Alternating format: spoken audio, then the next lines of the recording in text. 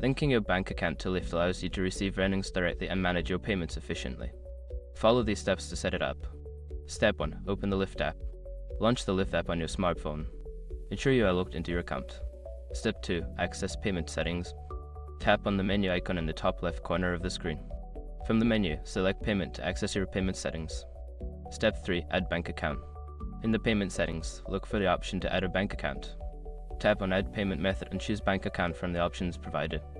Step 4. Enter bank details. Fill in your bank account information, including your account number and routing number.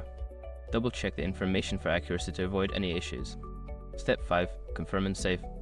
After entering your bank details, review the information and tap Save or Confirm. You may receive a verification message to ensure your account is linked successfully. Once you have completed these steps, your bank account will be linked to your Lyft account, allowing for seamless transactions. If you encounter any issues, consult Lyft's Help Center for assistance.